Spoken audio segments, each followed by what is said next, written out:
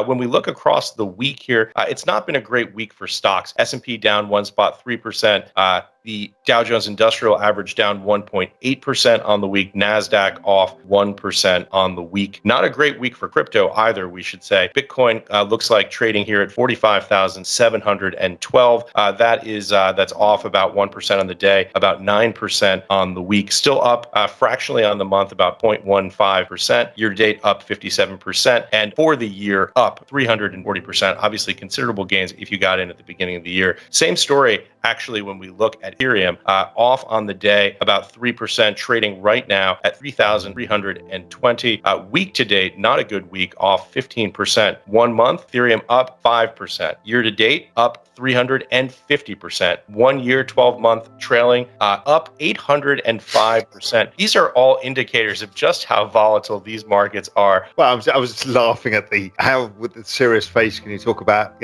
asset prices like the S&P up 42%, whatever it is, and then suddenly like Ethereum up 800 and whatever percent. I mean, it's unbelievable. But it's looking at those crypto markets, they're volatile as we know. For me, they've all been following pretty much the pattern since that I've been looking at, which is that Ethereum now is following Bitcoin's pattern in 2017. Bitcoin now is following Bitcoin 2013. Solana's following Ethereum in 2017. It's weird. They're all so similar to previous network effect phases. Yeah. They're just in different phases. And these kind of corrections are pretty normal. I still think it's all to play for the end of the year. I think we'll see a huge run up in this stuff. Yeah, it's following the same curve as you suggest. Obviously, this is a thesis that you came out with in the exponential age, mapping out the rate of growth of wallet addresses compared to price. Correlation seems to be holding broadly across the board here. Yeah, I mean, I was even expecting that we should see Ethereum having this kind of 20% correction. It should be a few days and then should rally again, because that's pretty much what Bitcoin did in 2017 after it had its corrective phase, got near the high, kind of failed at the high and then rocketed higher. So it's it all rhymes a lot. And once you put it in that perspective, everyone can just relax. All right, Rob, before people yell at us, before we get into crypto, let's talk a little bit about what's happening in capital markets. Obviously, a 7th-month-long rally here going on in U.S. equities, a central bank that keeps threatening to pull away the punch bowl. I know we have a lot to talk about with crypto, but let's scratch the macro itch. What are you thinking when you look at that? I've been saying the same thing for 2 months, 3 months now on Daily Briefing, is the U.S. economy is slowing. The Fed is going to taper potentially into a slowdown, and they will pivot. This is, myself, David Rosenberg, Jim Bianco, I think Darius Dale. There's a whole bunch of us saying the same thing.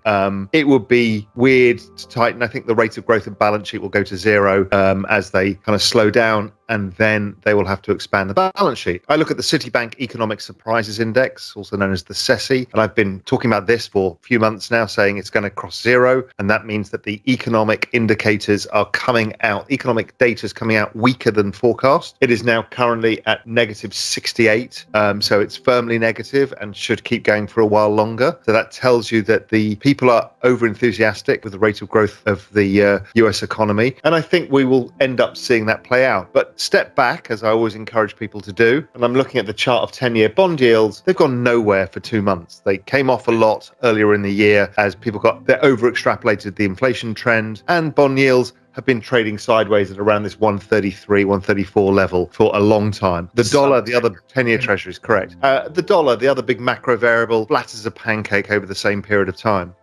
Gold not managing to do much, and the equity market has been grinding higher, but really it's not been a very macro world out there right now. I think we're at an inflection point. This week I interviewed, and it's out today, Lakshman from ECRI, Economic Cycles Institute, and I picked his brains about this. Where are we in the business cycle? He sees exactly the same as I do, which is the business cycle is slowing.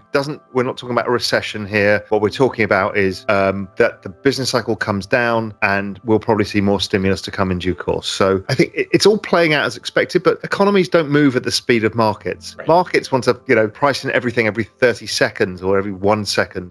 Economies move like super tankers, and super tankers take a long time to turn. So We're still in that turning phase. And I think that the final quarter of this year and the first quarter of next year, and maybe even the first half of next year, will be significantly slower than the market expects. Question to you, Raoul, from JP. The question is, do you think of Bitcoin as a leading indicator for equities? And perhaps more broadly, what do you think the relationship is between the digital asset markets and the macro/capital asset markets? On a broad basis, zero. They're not. It's a non-correlated asset. The only time it's correlated is in a risk-off, which is a correlation to liquidity, not to the S&P or other things, because liquidity is a function of money in, money out. Other than that, it's non-correlated, except for the fact that they are correlated to the expansion of the Fed balance sheet. That's not because suddenly people in crypto are being given money by the Federal Reserve and they're all putting it into crypto. It's none of that, because they're devaluing the denominator, which is the value of fiat money. So all of these things look like they rise in price. Overall, no correlation, which is why it's such a beautiful asset to own. I think somebody said today that if you'd started the beginning of the year with 1% in Solana and 99% in the S&P 500, you'd currently have something like 50% Solana, 50% S&P 500. That's diversification. What caused the recent flash crash in Bitcoin? So I suppose you can speculate about the causes. You could talk about a buy the rumor, sell the news effect, perhaps in El Salvador.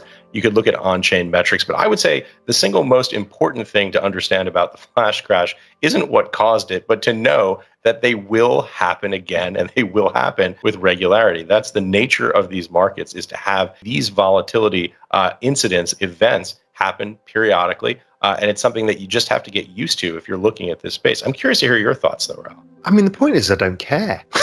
Not about price act. I just looking for a reason after something happened for something that happened is CNBC.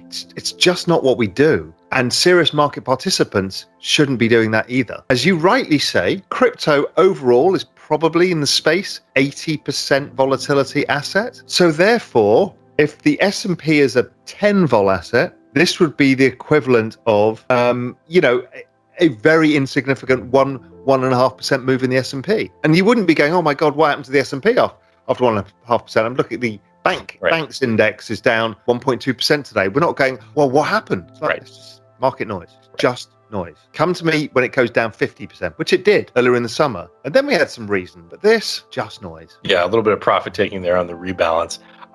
Here's one about capital markets and macro. The question comes to us from Confused John, which is a great name, especially given the question.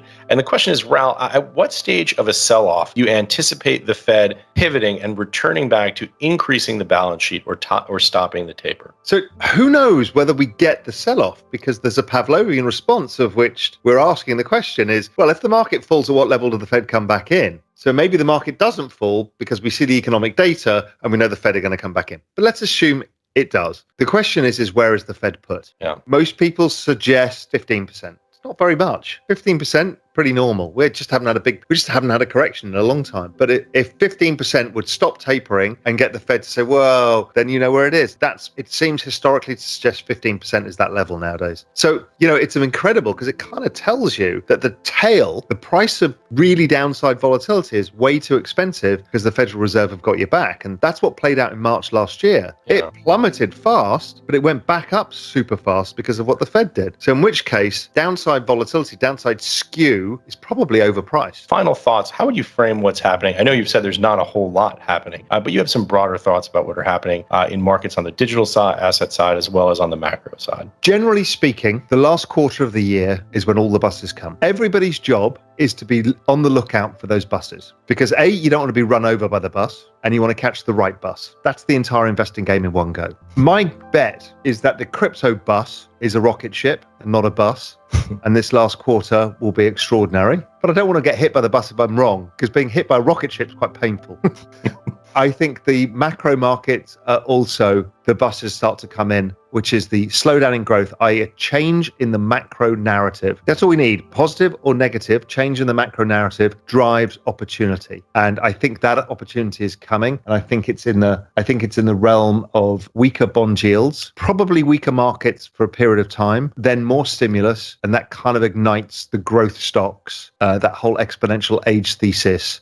again, and kind of shifts what people are focused on in markets, shifts away from commodities back to technology. So I think that's all to come. I think people need to have patience, but you need to be scouring all of this because it's going to come soon, because that's typically what happens. The whole year is usually made between September and December. So everyone should be sharpening their pencils, scanning the horizon and waiting to see which buses are coming along and don't get run over by the wrong bus.